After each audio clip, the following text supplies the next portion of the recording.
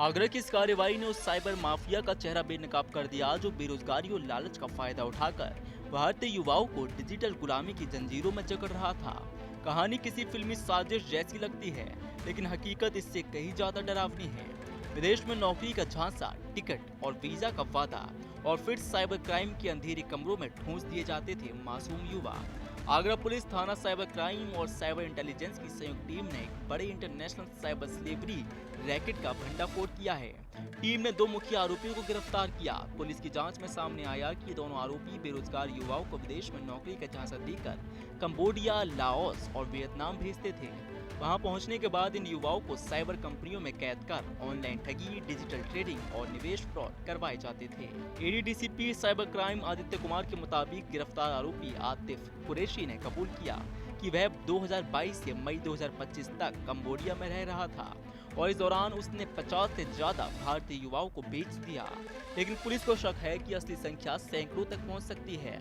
इन युवाओं को भारत से भेजने के लिए देश के अलग अलग हिस्सों में बैठे एजेंट 3.5 से 4 लाख रुपए तक वसूलते थे। विदेश पहुंचते ही यह रकम कंपनियों को दे दी जाती थी और वहीं से शुरू होता था डिजिटल बंधन का खेल। पीड़ितों ने बताया कि पासपोर्ट और पहचान पत्र छीन लिए जाते थे, बाहर निकलने पर पाबंदी थी और विरोध करने वालों की पिटाई होती थी। कुछ युवाओं ने हिम्मत कर भारतीय दूतावास और विदेश मंत्रालय को ईमेल भेजे, जिसके बाद एम्बेसी की मदद से कई लोगों को रेस्क्यू कर भारत लाया गया। पुलिस के मुताबिक इस रैकेट की पहुंच इंटरनेशनल साइबर फ्रॉड नेटवर्क्स तक है। जांच में खुलासा हुआ कि भारत में बैठे एजेंट सिर्फ लोगों को नहीं बेचते थे, बल्कि SIM card, bank account, OTP और डिजिटल सपोर्ट सिस्टम भी वहीं से सप्लाई करते थे। बरामद मोबाइल, लैपटॉप और सीपीयू से मिले सबूतों में विदेशी transaction, passport photo, chat records और पाकिस्तानी ठगों से कनेक्शन भी सामने आए। पुलिस का कहना है कि शुरुआती पूछताछ में इस नेटवर्क द्वारा की गई ठगी की रकम 500 करोड़ रुपए से ज्यादा होने की आशंका है।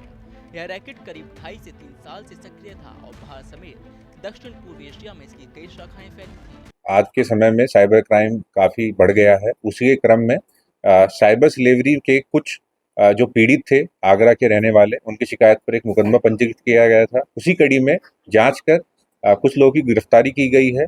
पूछताछ में कुछ चौंकाने वाले तथ्य सामने आए हैं, जैसे कि इंडिया में बैठे कुछ एजेंट्स नौकरी का झांसा देकर भोले-भाले युवकों को कंबोडिया, लाओस, वियतनाम जैसे देशों में भेज देते हैं। वहाँ पर इंडिया के ही कुछ एजेंट्स $3,500 से $4,000 प्रति व्यक्ति के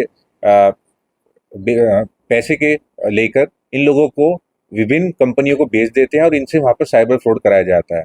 अभी 2 व्यक्तियों को गिरफ्तार किया गया है, जिन लोगों ने इस पूरी प्रोसेस को बताया है, कैसे इंडिया में भी ये 3.5-4 लाख रुपए लेकर लोगों को बाहर भेजते हैं और वहाँ पहुँचने पर एजेंट भी पैसे लेकर कंपनी को बेच देते हैं, जहाँ पर इनसे धोखाधड़ी, साइबर अपराध भारत में बैठे लोगों के साथ किया जाता है। दक्षिण पूर्व एशिया में साइबर स्लेवरी, कंपाउंड्स और फोर्स्ड लेबर के मामले पिछले कुछ महीनों में दुनिया भर में सुर्खियों में हैं। कंबोडिया और आसपास के देशों में भी छापेमारी के दौरान कई भारतीय युवाओं को छुड़वाया गया था।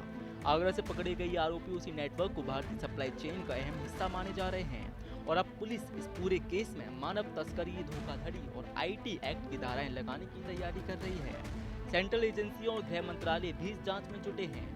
अधिकारियों का कहना है कि इस नेटवर्क की पूरी रेंज उजागर होने के बाद भारत में डिजिटल ह्यूमन ट्रैफिकिंग के खिलाफ बड़ी कार्रवाई संभव है। यह मामला सिर्फ ठगी का नहीं है, इंसानियत की तस्करी का भी मामला है, जहां एक क्लिक से शुरू हुई लालच की कहानी डिजिटल गुलामी में बदल गई।